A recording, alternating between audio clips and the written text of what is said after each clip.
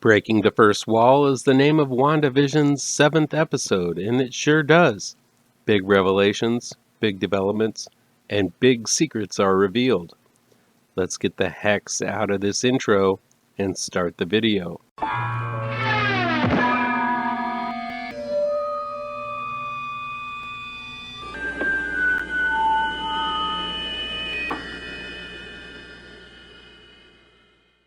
Welcome back to ML Miller Frights, a part of the Kings of Horror Network.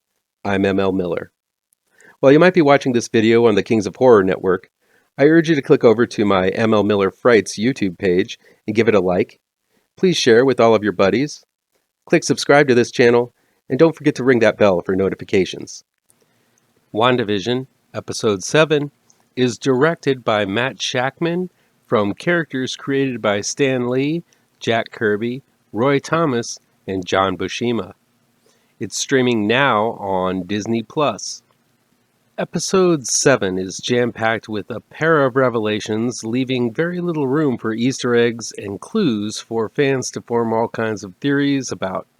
But I still managed to come up with a few.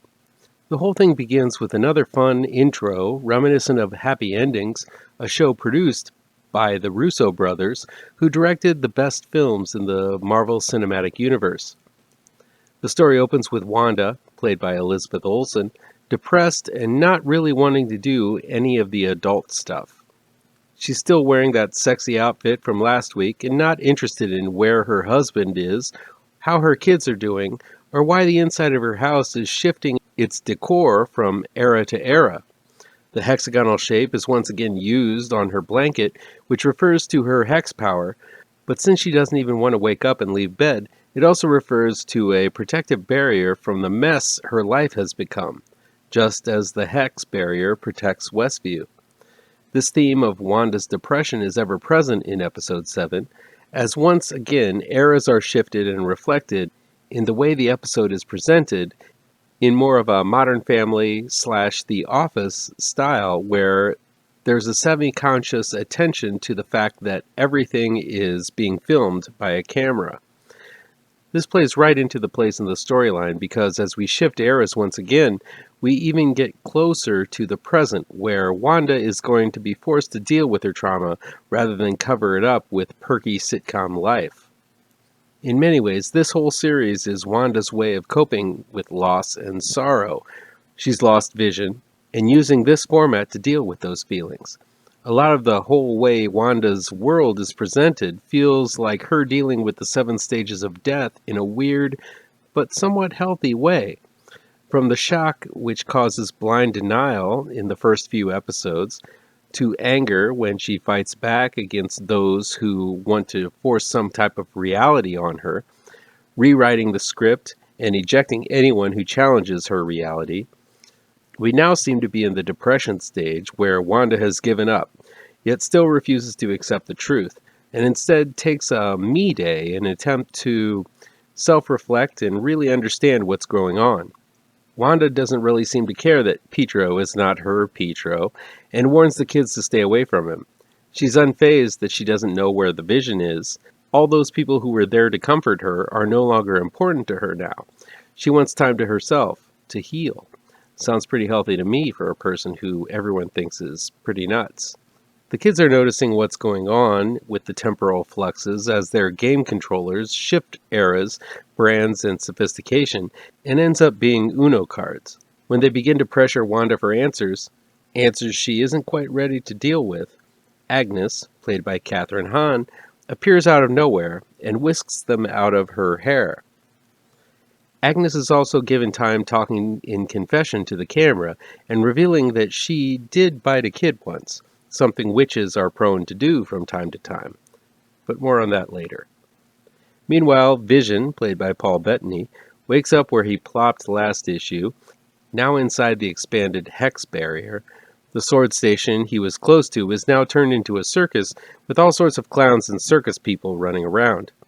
There he finds Dr. Darcy, played by Kat Dennings, who is under Wanda's spell and believes she's an escape artist from the circus, until Vision wakes her up using that fingers to the temple thing he's been doing. Darcy and Vision set out to confront Wanda, but subconsciously, Wanda is shifting reality in order to keep them from proceeding by having the streetlight they're waiting at first take forever to change, then a worker crew wheels in to fix the street, and finally a long line of children crossing stops the car from moving. This gives some fun moments of Vision also talking to the camera and sharing his inner thoughts on the entire situation. For some reason, seeing Vision talking with his guard down to the camera is hilarious to me. Almost as funny as that pic of Vision as a kid, which I can't help but laugh at every time I see it.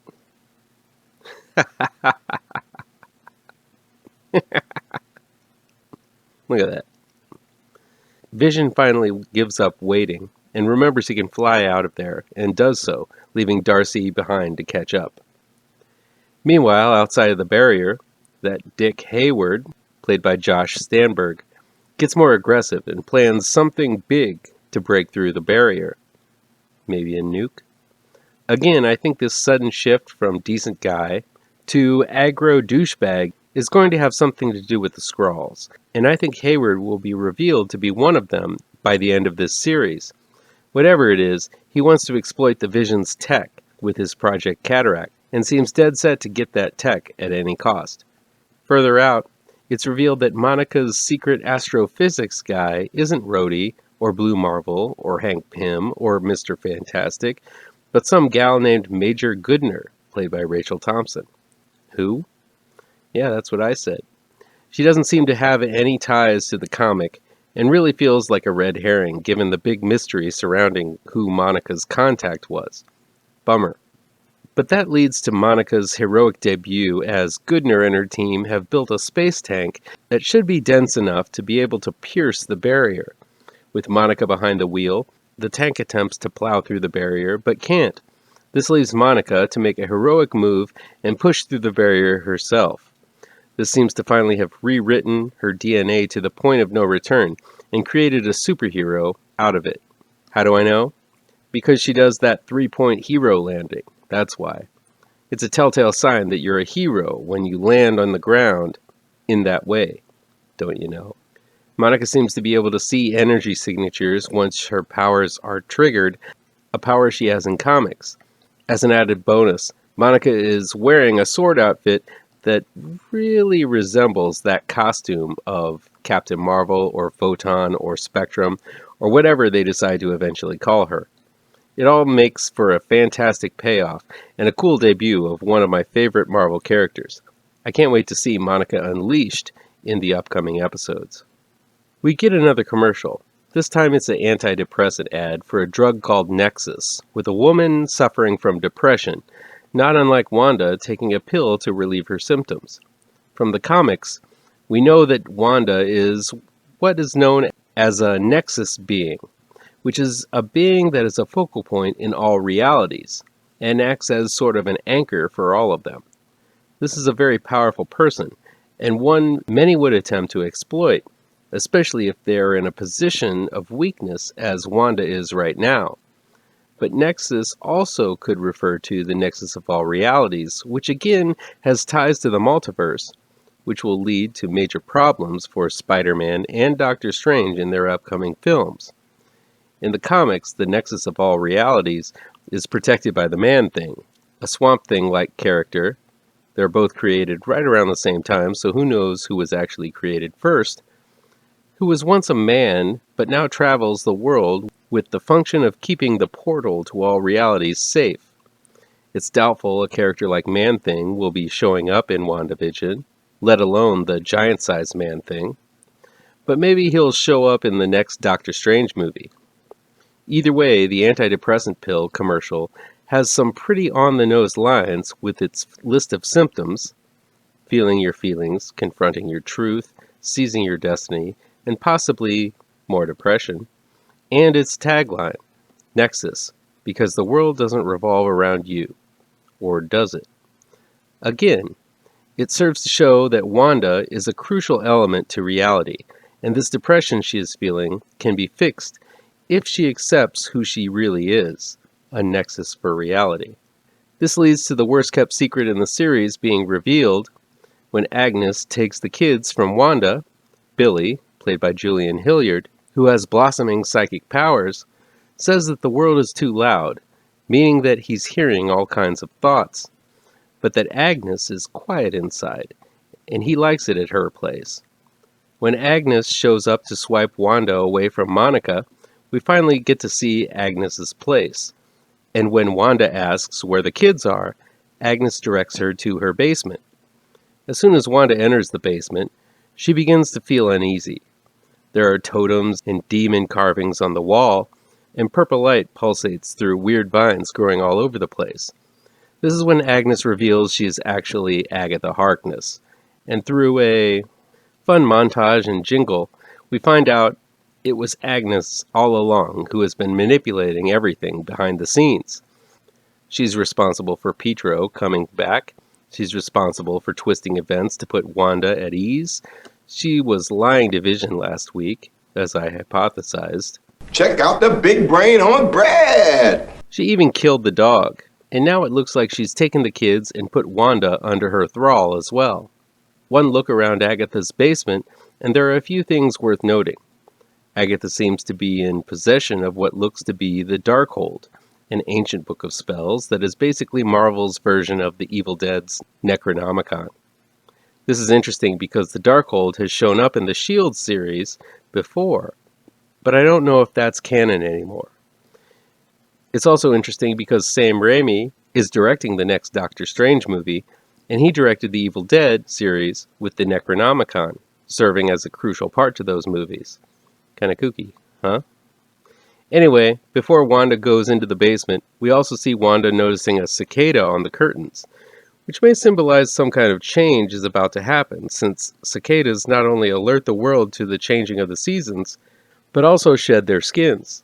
This most likely refers to Agnes shedding her amiable persona and becoming Agatha, but could also be a premonition for something much more evil coming.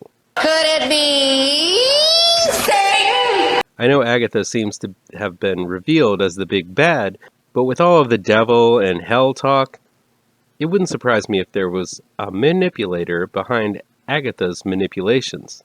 She's lied to us before, you know. The whole thing ends with the series' first post-credits sequence where Monica makes her way to Agnes's place, opens the cellar door, and is interrupted by evil Pietro. It looks like those two are going to be going toe to speedy toe next time, and with Vision on the way, it's bound to get messy. A few quick theories and things scratching my brain before I go. Sir Scratchy, the bunny, has gotten a lot of screen time in this series, with magic being such a central force to the story. Is it crazy to think that little bunny is actually somebody we know? Maybe Agatha turned the twins into little bunnies. That's possible.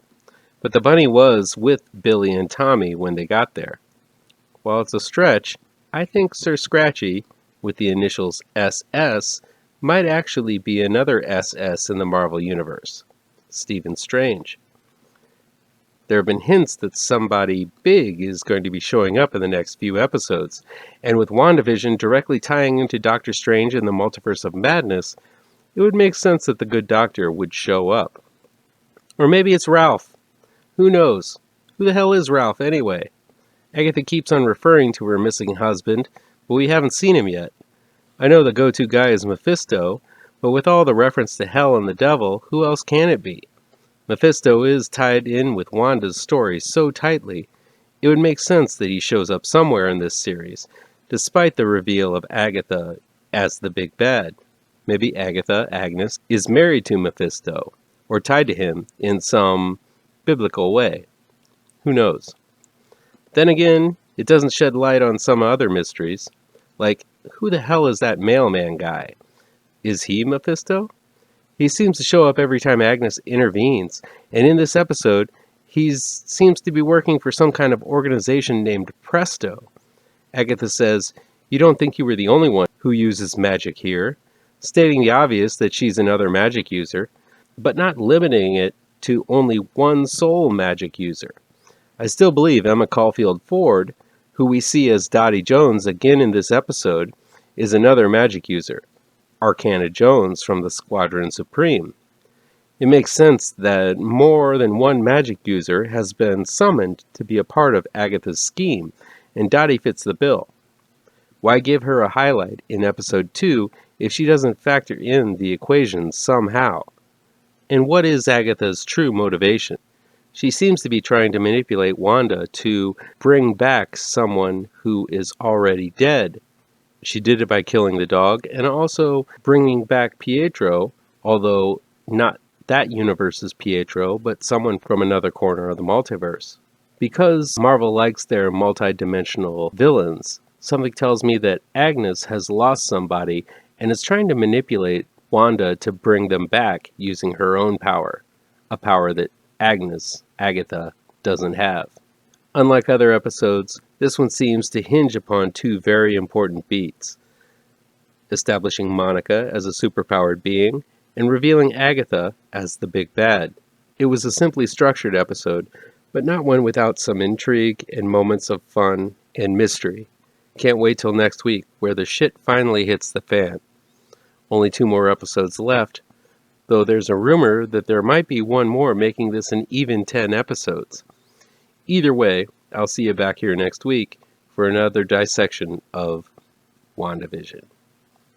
That'll be it for today. Please chime in down below in the comments and let me know how on the nose or mind-numbingly wrong I am, or you can counter with your own review. So guys, you know how YouTube works. I'd love to be able to dedicate more time to this channel. I'm not monetized yet, so if you want to help me out, remember to hit all the pertinent bells and whistles down below. Want some spooky comics to read? I have 2 new horror comic book trade paperbacks you should look out for. Both Gravetrancers and Pirouette, collecting never-before-published issues, can be found in only the finest of comic book shops. If you're looking for written reviews, you can find them on my website, mlmillerwrites.com. If you really want to show your support, I also have a Patreon page at mlmiller. Look for the link to my Patreon page down below.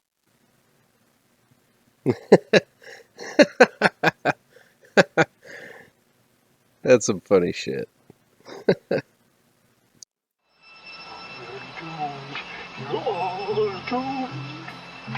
You're doomed